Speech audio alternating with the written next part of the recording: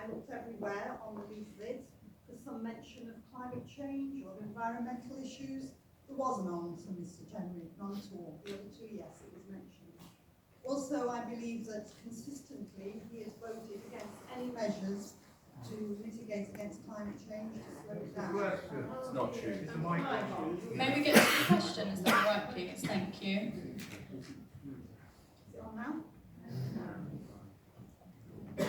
Is it on now? Yes. Yes, and I believe that you've consistently, Mr. Jenrick, voted against measures to mitigate against climate change. The question is, do you believe there's going to be environmental disaster or do you not? And the same question to the other candidates. Thank you very much.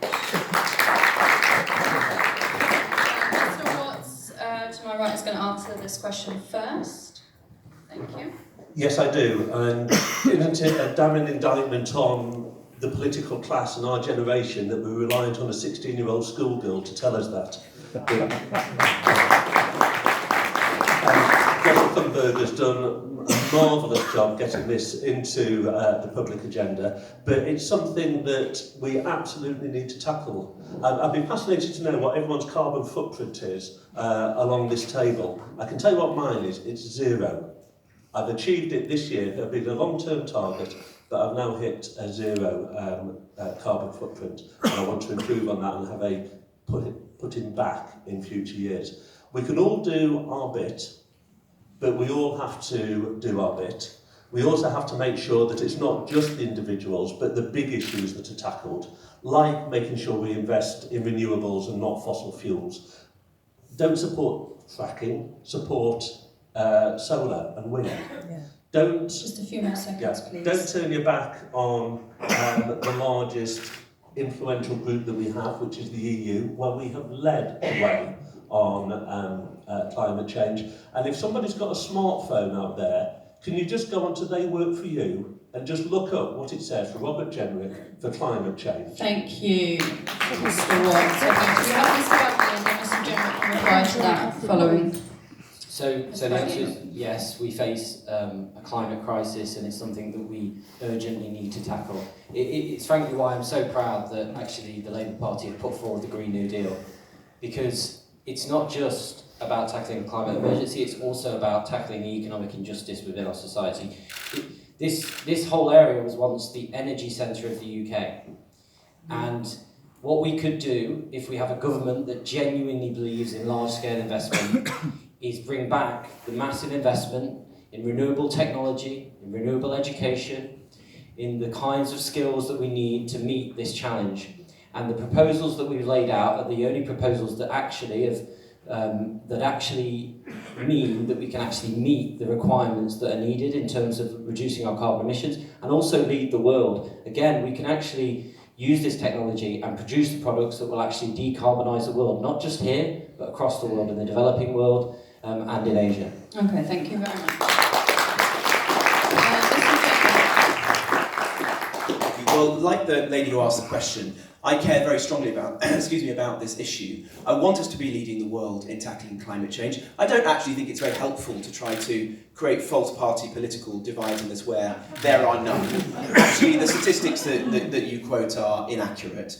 I've done a great deal, I think, in my time, relatively brief time, as a Member of Parliament. If you think as a government what we've done, we are the first major country in the world to legislate for net zero. That was brought forward by a Conservative government. We've decarbonised faster than any other G20 country. Of course, there's a lot more that we can and should be doing, and we want to. If you read the Conservative Party manifesto, you'll see a whole range of exciting policies to take that forward. What have I done personally? Well, as a minister at the Treasury, I worked with Sir David Attenborough to create the world's first plastic packaging tax, which is going to be introduced next year. Well, we've got plastic bottles here. We shouldn't have any of these plastic bottles.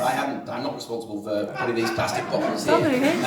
But you know, my own record, which I'm very happy to discuss with you. Perhaps there isn't enough time here. Is taking this issue extremely seriously, and so I'd be cautious about reading some of these pamphlets that you've seen circulated around the town, and which unfortunately are completely inaccurate. One of them in particular we've had to report to the police. So do be careful there. But thank you for the question. Move on to Mr. Henderson now. Thank you. The climate catastrophe is beginning. We have just alarming things like we have ocean dead zones where the very chemistry of the ocean due to the warming has rendered it absolute void of oxygen and nothing can live there. I mean, how can we just stand by and say, well, that's not very good, is it? That's horrendous, that's terrifying. And if these trends continue, we may very well face extinction. I mean, that is on the table now. The effects of climate change are untold. We do not know what's going to happen, and it really could just get as bad as you can imagine. It really could.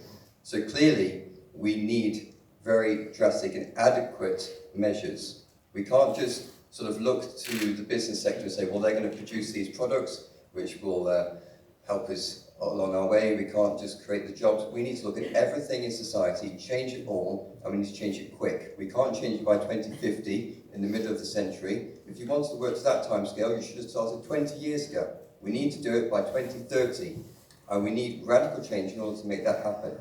Okay, thank you. If we A don't, few more seconds. then our children are going to be looking to us and asking us, why didn't we do it more? Thank you very much.